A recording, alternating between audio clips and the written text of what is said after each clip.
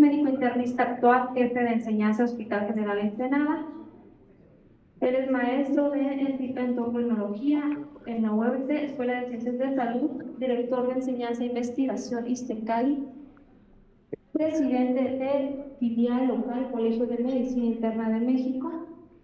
¿Se encuentra el doctor? ¿Qué tal? Bienvenido. Muchas gracias. Te molesto con el señalador, por favor.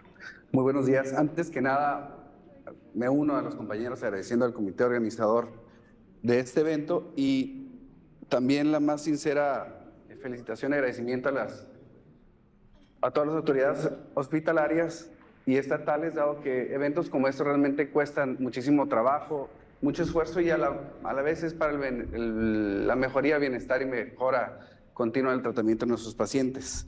Antes de empezar, ¿cómo están el día de hoy? Bien, por ahí una persona alguna vez en una plática preguntaba al auditorio, ¿cómo está su corazón? Tocándose el corazón, dices, híjole, qué difícil pregunta, pero bueno, para llevarnos a reflexión a casa. El día de hoy vamos a hablar de riqueciosis. Aquí nos falta una T, discúlpenme que me la comí, me gusta mucho comer. ¿Me ayudan para la siguiente, por favor?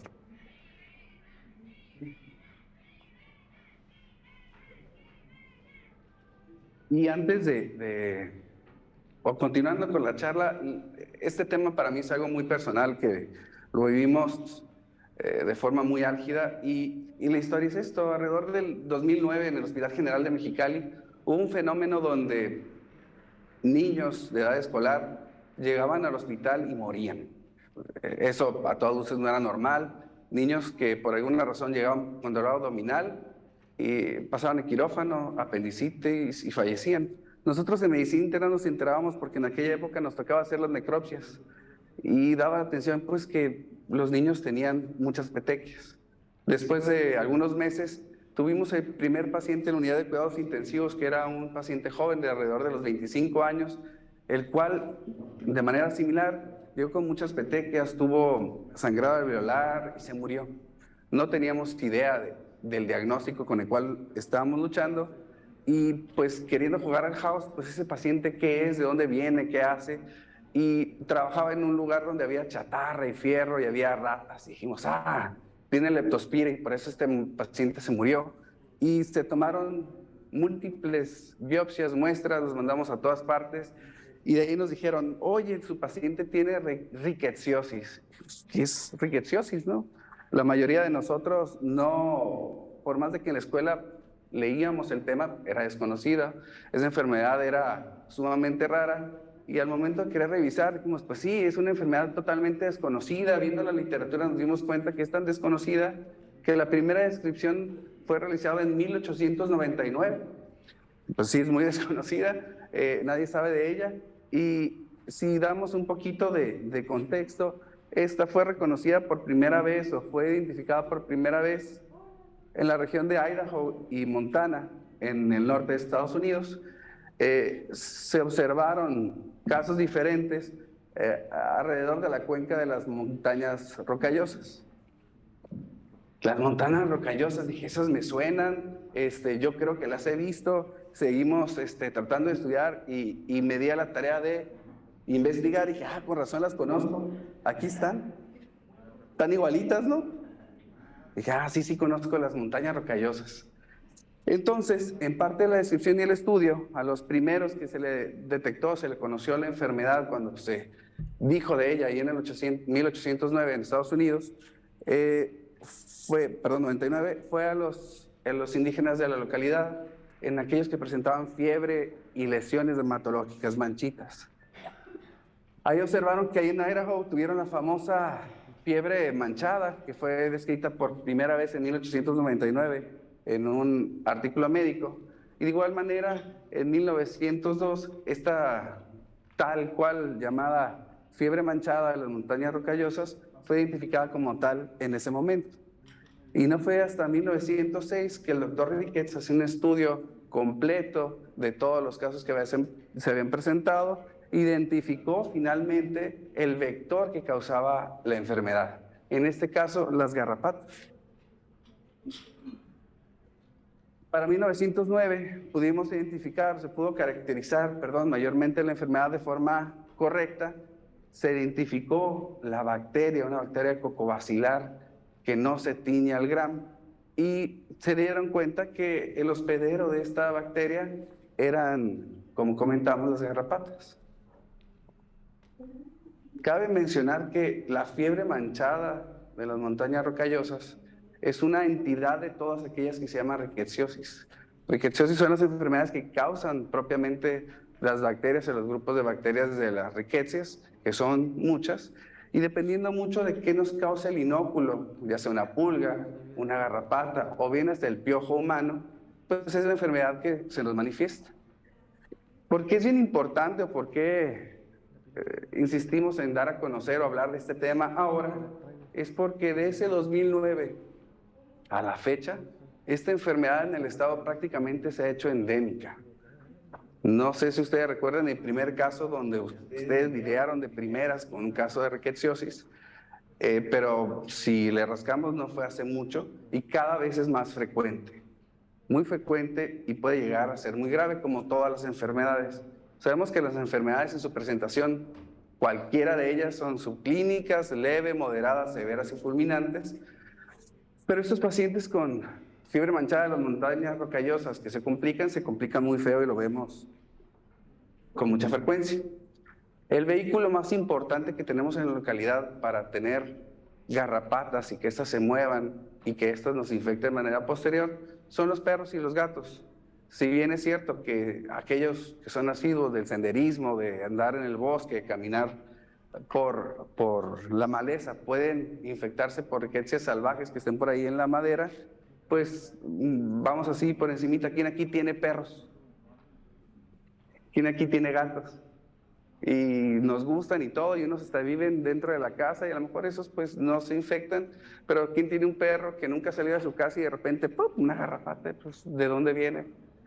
Entonces se vuelve una cuestión muy importante a observar. Ahora, ¿qué es esta famosa rickettsiosis? ¿Cómo se presenta? ¿Qué es lo que hay que vigilar? La triada convencional y clásica de la fiebre manchada de las montañas rocallosas, vaya, se habla de, híjole, ahí le moví un poquito, de fiebre, dolor de cabeza y exantema. Esto se presenta o tiene unas características, las cuales, ya le volví a picar, están por aquí, fiebres arriba de 38.9, empiezan las lesiones exantemáticas 2 a 3 días después y el dolor de cabeza como el peor que han tenido.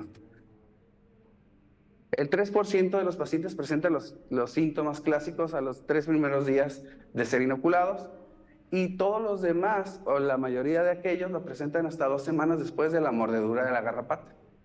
Una de las características muy importantes también que tiene esta enfermedad es que la cantidad de inóculo que necesitamos de la bacteria al ser mordidos es bien bajito. Sabemos que parte de enfermarse de cualquier cuestión infecciosa es el inóculo que recibimos. Aquí es muy pequeño lo que necesitamos, entonces si esta ricketsia traía poquitas, si esa garrapata tenía poquitas rickettsias, es suficiente para enfermarnos.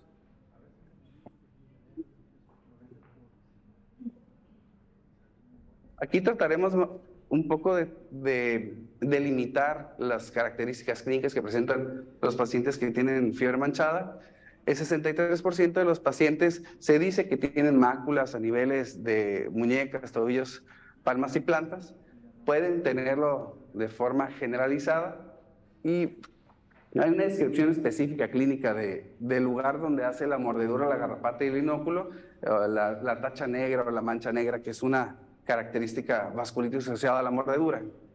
Algunos pacientes, en un 40 o un 52%, pueden presentar alteraciones neurológicas significativas, como las podemos ver mencionadas ahí, falla renal y este otro caso, que era el que le presentaba a los niños del hospital, que era un pseudo abdomen agudo. Pasaba en los pacientes de pediatría frecuentemente, pasaba con mujeres en edad fértil que de repente llegaban al servicio de urgencias con lo que parecía un dolor asociado a problemas ginecológicos, y muchos de esos pacientes eran pacientes con rickettsiosis.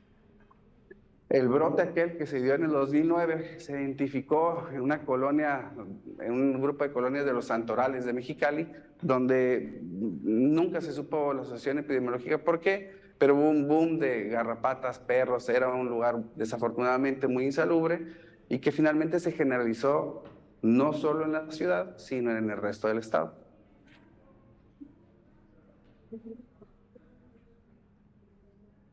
Si bien este padecimiento o los síntomas que son muy frecuentes están bien identificados, pues podemos tener alteraciones que son extrañas, como miocarditis y neumonía. Podemos tener alteraciones neurológicas propias que no aparentan ser de una rickettsiosis, pero bien, dependiendo de la severidad de la enfermedad, se pudieran presentar. ¿Cuáles son los factores de riesgo para infectarse de rickettsiosis y de fiebre manchada de las montañas rocallosas? La evidencia de la mordedura de garrapatas, tener más de 2 perritos, perritos con más de 2 garrapatas en casa, habitar una zona de riesgo. Y hay algo más que se está estudiando, que es si tenemos deficiencia de glucosa 6-fosfato deshidrogenasa, que entonces sería el menor de los problemas que tuviera el paciente de poderse infectar con rickettsiosis y que le fuera mal. Pero bueno, está escrito, está en los libros, y si tenemos deficiencia, pues hay que tratar de tener a los perritos bien bañaditos.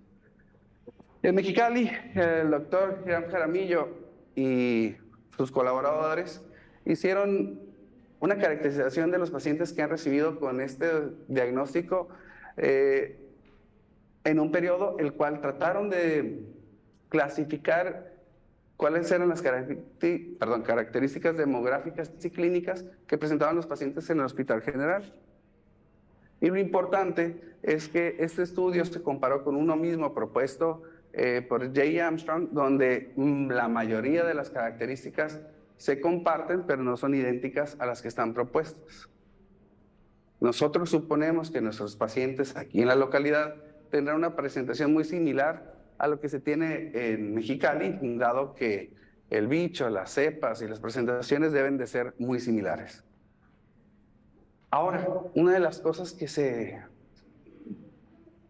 nos hace muy relevante, muy importante, es un paciente que ya tiene la enfermedad, ¿qué le vamos a dar? Y si nos vamos también a las cuestiones históricas, desde 1942 se ha propuesto diferentes tratamientos, pasando desde el ácido paraminobenzoico, el cloranfenicol, la euromicina, terramicina. Se ha propuesto la necesidad de una vacuna por razones obvias y el estudio de las tetraciclinas. Todo esto finalmente se encuentra documentado por estudios que se hicieron en tiempo y forma, tratando de sustentar el qué y el para qué de un tratamiento efectivo de esto. Creemos que lo más nuevo está en el último punto, que un poquito más adelante lo vamos a intentar de esclarecer. Hoy por hoy, ¿qué hacemos con el tratamiento de la rickettsiosis? El estándar de oro del tratamiento es el uso de la doxiciclina. El tratamiento, la dosis habitual en el adulto son 100 miligramos cada 12 horas. En los niños pediátricos de 2.2 miligramos kilogramo por kilos de pesos cada 12 horas. Se duplica tanto en los pacientes pediátricos como en los adultos a dosis doble, aquellos que van muy mal, que presentan datos de daño multiorgánico. La dosis puede ser oral o intravenosa y debe durar al menos a 3 días después de que nos está presentando fiebre el paciente. Como una terapia alternativa actualmente validada es el uso de cloranfenicol. Así es como hacemos las cosas, o se proponen las cosas en México y en el resto del mundo a respecto del tratamiento de esta enfermedad. Parte del estudio del doctor Jaramillo y colaboradores en Mexicali es ver de aquellos pacientes que se enfermaban, cuántos de ellos morían. Si vemos la gráfica, llama mucho la atención que el brote del 2009 se identificaron muchísimos casos de enfermedad de manera muy severa, y a pesar de tener un tipo de característica de la enfermedad con altibajas, pues a últimas fechas se presenta mucho menos, y los pacientes en sí, su mortalidad pues se ve menos en porcentaje con relación al montón de pacientes que se diagnosticaban de inicio. Una de las cosas que se están haciendo y se están estudiando de manera mundial, y debemos decir que local, es que qué alternativas tenemos de tratamiento cuando no hay doxi, porque desafortunadamente pasa. Creo que más o menos sabemos la cuestión actual del abasto de medicamentos en las instituciones, y a veces es precaria, es difícil, no lo tenemos, andamos prestando, pero al caso de no haber, ¿cómo le hacemos? Doxiciclina IV en el medio, en el país, es muy complicado tenerlo, y aquellos pacientes que no tenemos una vía oral adecuada o medio para dárselo, pues se nos dificulta, y más en aquellos pacientes que están graves. Entonces es cuando entra el grupo de las tetraciclinas para intentar darle, en este caso, a los pacientes que van graves o que tienen alteraciones del sistema nervioso central. Si vimos que ya había estudios muy antiguos con respecto a los diferentes antibióticos que se podían utilizar, actualmente se está intentando en modelos ya animales.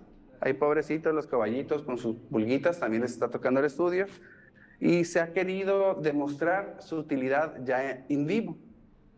Si bien los modelos animales es lo que ahorita impera en el tratamiento de estas nuevas terapias, finalmente se intenta o se pretende migrar.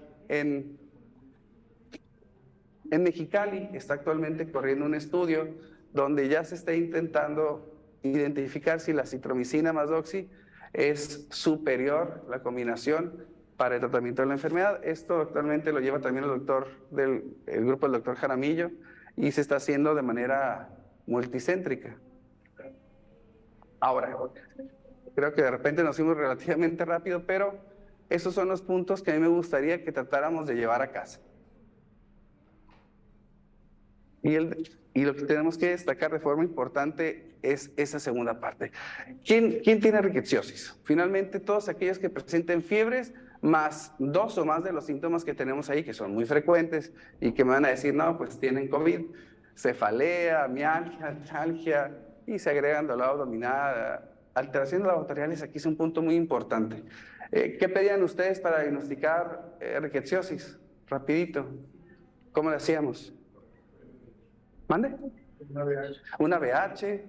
Y otra de las cosas que estaban muy en uso de inicio y a lo mejor de desconocimiento eran las famosas reacciones febriles.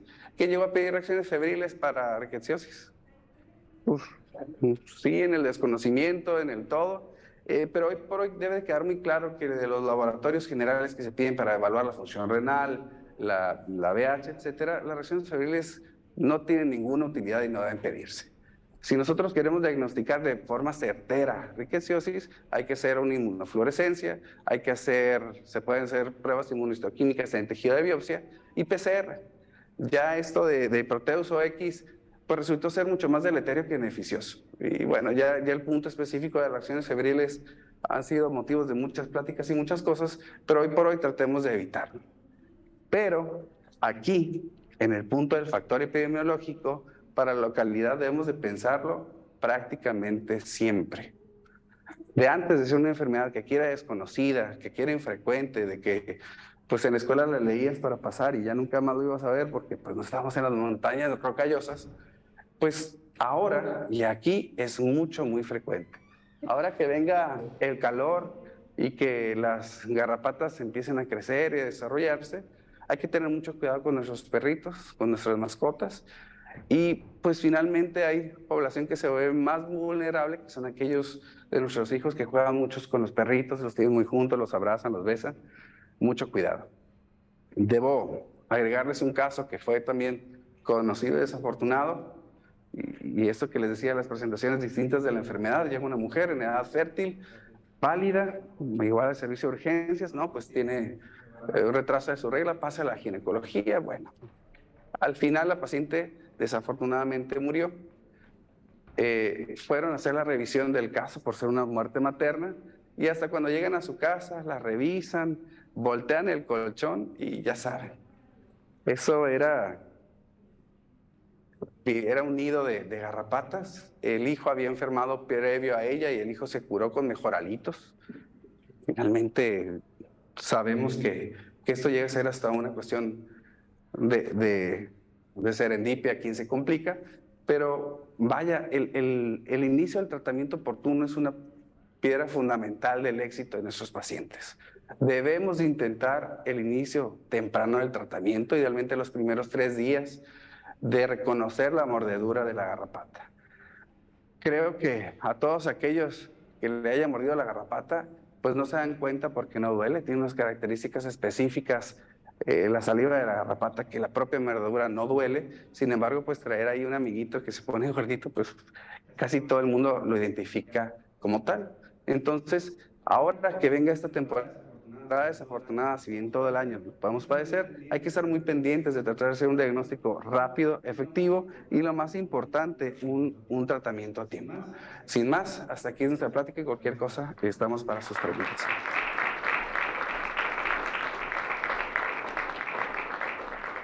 Tenemos alguna pregunta. Dime, doctor Dena. Ay, no te escucho.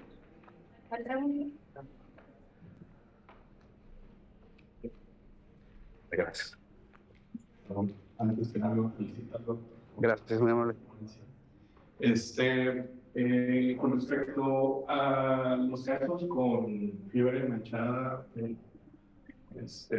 pues ahora sí que rickettsiosis, más que hacer una pregunta, hacer un comentario, siempre que se evalúa un paciente con lesiones dermatológicas, pues siempre tomar en cuenta para todos los médicos, pues que primero es los datos clínicos, ¿no?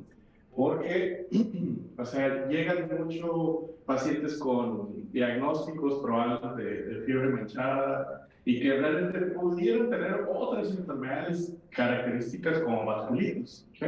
Entonces, tan simple como decirle a nuestros internos, a nuestros residentes, explora al paciente, explora bien cómo son las características de las lesiones.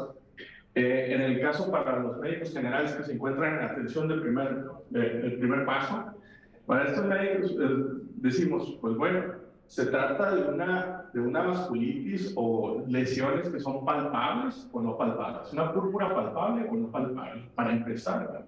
Entonces ahí digo, como dato general, si no estamos palpando la vasculitis, pues probablemente se debe a un proceso o ya sea inmunológico o infeccioso, ¿sí?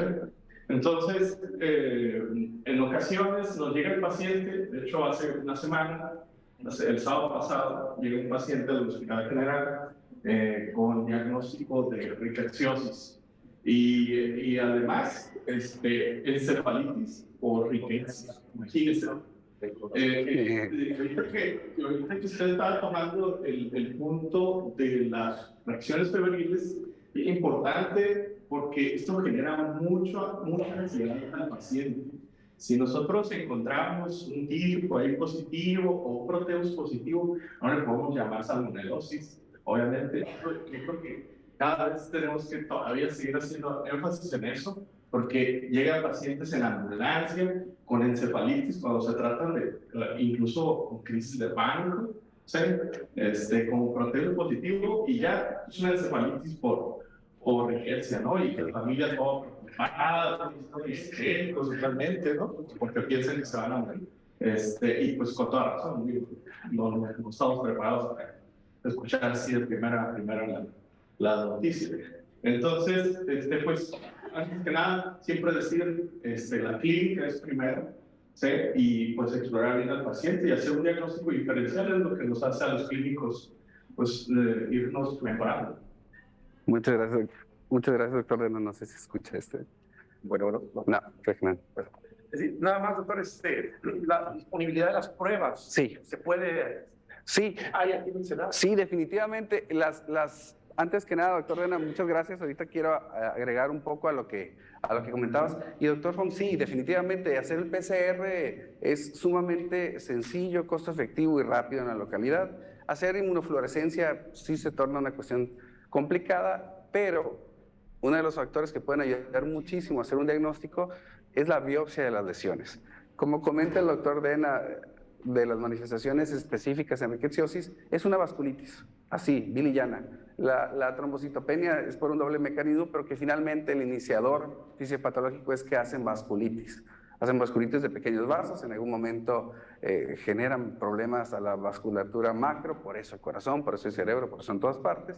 Y bien, también se hace trombocitopenia. Entonces, bueno, pero en el punto específico, doctor, el PCR la verdad es que afortunadamente y ahora es sumamente accesible, barato y eficiente. Claro, yo soy de la idea que dar doxi de manera temprana, si la tenemos, es mucho mejor costo efectivo que esperarnos a cualquier otra cosa. Y bueno, si bien es cierto que Ardox puede generar algún tipo de complicaciones, 1000 veces prefiero dar el tratamiento y ver la evolución a esperarme a. Los primeros 3 días son claves para la evolución de la enfermedad. Le digo, no es cierto que todos los pacientes que tengan rickettsiosis van a morir o van a tener sistema nervioso central. Ese es muy raro, ese es el 2%. En el Hospital General podrá llegar a pasar. Y si vimos ahí en la gráfica donde se miraban el montón de casos diagnosticados en Mexicali a la mortalidad que hubo, pues eso es un fenómeno que esperamos siempre y sabemos. Subclínico, leve, moderado y severo, ¿y dónde nos toca? ¿Quién sabe? Para todo. Gente que se muere de gripa, ¿no? Y gente que no se muere de cáncer. Finalmente ese es el caso. Pero sí, doctor, afortunadamente no hay por qué batallar. Y la verdad, un PCR. Doctor.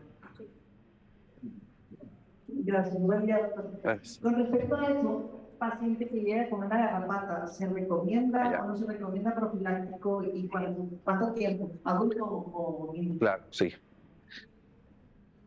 Tener mordedura por garrapata no es tener rickettsiosis. Definitivamente. Sin embargo, todas las garrapatas son potencialmente infectadas y como tenemos la posibilidad de que nos inoculemos desde el acto de quitarla, eso también es importante. Las garrapatas se deben de retirar, pero no se quitan con la mano, no se echan en alcohol y se queman y se pisan. Digo, usanzas, ¿no? Luego le echan humo de cigarro. Bueno, en el punto específico, yo soy de la idea que tenemos que individualizar los casos. Si el paciente al día, 2 días no tiene ningún tipo de manifestaciones, no le dirá tratamiento. Pero sí, son pacientes que exigen seguimiento. O sea, este paciente que llegó con una garrapata, híjole, a lo mejor no te empiezo ahorita el tratamiento, pero sabemos que a los 3 días puede presentar síntomas y hasta 2 semanas después. Entonces, datos de alarma, vigilancia, dolor de cabeza, cualquier síntoma, al primero vente, te reviso y empiezo el tratamiento. Pero, como hay muchas garrapatas, como hay muchos perros, nos íbamos a acabar la doxy del mundo si lo hacemos así. Entonces, no nos alcanza. Como hay bien poquito, pues no sería una estrategia igual a, y en ese momento, costo efectivo, ¿no? Dígame, doctor. En relación al área geográfica, ¿no? O los climas. Se ha visto, por ejemplo, en Mexicali, en las zonas calor, es mucho más viral que en una zona fría, como aquí en Ensenada. Pero estaba viendo por la zona geográfica que las montañas de Nueva York, el norte de Estados Unidos, que son zonas más frías, y es donde se... Donde hay, exacto. O sea, ¿qué relación hay en eso? En realidad, le comento, Doc, en aquella época, cuando quisimos saber de dónde venía y qué era el bicho, quisimos ver qué reportes había en México. No había ninguna serie reportada en México de un brote de rickettsiosis más que en los 40s en Yucatán. Pues, ¿qué tiene que ver Yucatán con Baja California? Luego hubo unos brotes en Sonora, pero finalmente es donde la garrapata puede sobrevivir y se logra infectar, pues ya se quedan. Y viven en frío, y viven en calor, viven en todas partes. Si bien es cierto que les gusta más el calorcito para desarrollarse, pues en la zona de Ensenada es en el sur profundo donde hay más. No quiere decir que en la ciudad no haya. De hecho, recientemente, hace 3 meses, estuvieron personal del CDC de Atlanta con se me acaba de olvidar, perdón, el nombre del director estatal de epidemiología, haciendo un estudio local, viendo dónde están las garrapatas y qué bicho tienen. Pero de que está aquí está, y de que vamos a batallar con esto de aquí en adelante, así va a ser. Perdón, el doctor Zazueta. Ese trabajo va a salir publicado, yo creo, como unos 6 meses. Pero de todo el estado están muestreando garrapatas de Mexicali hasta que se acabe el estado. Pero ya es endémico. Pues muchísimas gracias.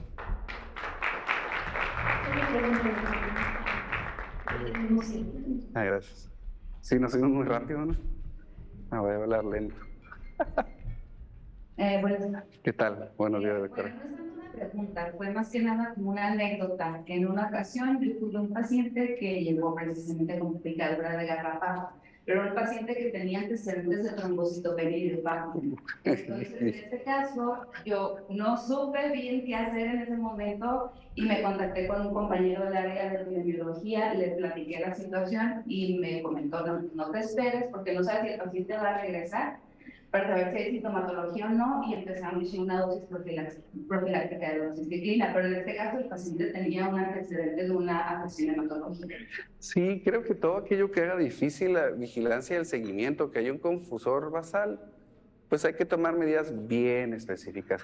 Pero decir profilaxis total, profilaxis individualizada, creo que nadie puede criticar lo que haber empezado el tratamiento en ese contexto, ¿no? Pues adelante. Hola, doctor. Buenos días. Buen día. Nada más dos observaciones.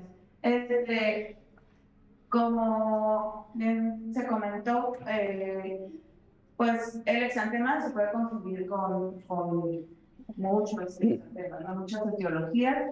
En el área de pediatría, sí, sobre todo para los médicos de urgencias y los médicos pues, de primer nivel, se puede confundir con un exantema viral, sí. Aquí, como comenta el doctor Brena, sí es importante ver las características del exantema, si es un exantema palpable. Y lo otro que es muy importante, en lo que nos fijamos mucho los pediatras, es un exantema que no respeta las palmas de las manos y plantas de los pies, a diferencia de los exantemas virales donde sí se respeta. Entonces, también, obviamente, tenemos que preguntar si hay garrapatas en casa, en donde se identifica la garrapata, ¿sí? Y si hay garrapatas en casa, es nuestro deber pues revisar. Ahora sí que pliegues, todos los pliegues del cuerpo, sí, genitales también, cabeza, orejas, sí, y como usted comenta, o sea, porque a veces la garrapata está pegada ahí, mientras no se retira la garrapata, que hay una técnica especial para retirar la garrapata, sí, pues ahí va a estar el inóculo, entonces va a seguir la enfermedad, ¿no? Claro, muchas gracias, Rapeto. Doctor Borges. Buenos días. ¿Qué esquema de la doxiciclina recomienda? Una vez se hace el diagnóstico, 7 días, 14 días, 10 días, no sé, bien, 7 días, 14 días. 3 días después de que no haya fiebre. Se acaba la fiebre hoy, defervece, cualquiera que sea el tiempo, 3 días más.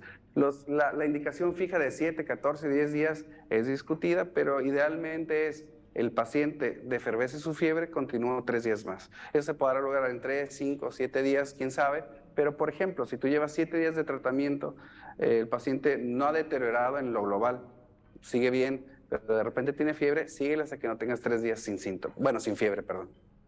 Mándeme, doctor, ¿qué tal? Con un comentario, no todas las garrapatas transmiten la fiebre, la garrapata café del perro es la garrapata con la cual se relacionan, y también debe estar en contacto con el organismo de 4 horas o más para poder transmitir la enfermedad. Y solo se ha visto que el 10% de las garrapatas estudiadas está contaminada con el microorganismo. Sí, justamente es algo bien importante. La pulga café del perro transmite la enfermedad y es pulga. La Rhicephalus, se me olvida el nombre, transmite la enfermedad. Y es algo bien importante, los piojos humanos transmiten la enfermedad. La cosa aquí es ver si es tifus endémico, si es pero lo que hace fiebre manchada de las montañas rocallosas son las garrapatas. Lo demás es alguna entidad similar a la que ustedes. Mándeme, doctor. Realmente, en algunas ocasiones, contextos clínicos, es necesario ver para creer, ¿no?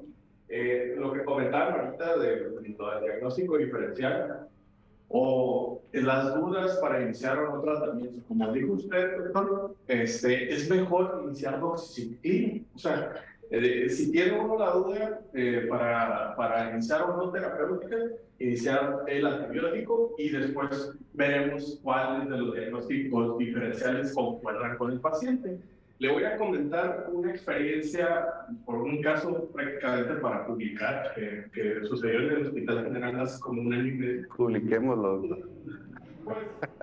Sí, ya sé. Pues, nos estamos tardando. Porque en el general, sí, de repente llegan pacientes que... Mañana te espero. Le va. Un paciente de 23 años, masculino, venía, creo que venía de una colonia aquí en Ensenada, y con lesiones por vasculitis. había tenido contacto con garrapatas y traía toda la fiebre, todas las lesiones características. ¿Sí? Entonces dijimos, pues bueno, es una rickettsiosis con todas las de la ley, pues hay que iniciar el tratamiento. Se le inició el tratamiento, el paciente empezó a mejorar, pero curiosamente empezó a hacer anemia hemolítica. Y cuando uno se va de enfermedad, justamente las anemias hemolíticas se generan por cualquier cosa, menos por infecciones. Lo cual nos pareció sumamente increíble que estuviera coincidiendo una anemia hemolítica autoinmune, ¿sí?, en un paciente que tenía rickettsiosis. Secundario a la dosis. Confirmado con PCR, porque se le hizo el PCR al paciente y es un paciente que ahorita está atendiéndose ahí en el IMSS, o sea, salió. Pero se le hicieron anticuerpos para lupus al paciente. Siendo hombre, lupus afecta, por cada 13 mujeres afecta a un solo hombre. Entonces, sumamente rarísimo. El paciente tenía lupus y tenía rickettsiosis.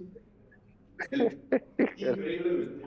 Qué mala suerte. Que dice uno, bueno, ¿será esto, será el otro? Bueno, le iniciamos antibiótico ante la duda y ya después averiguar.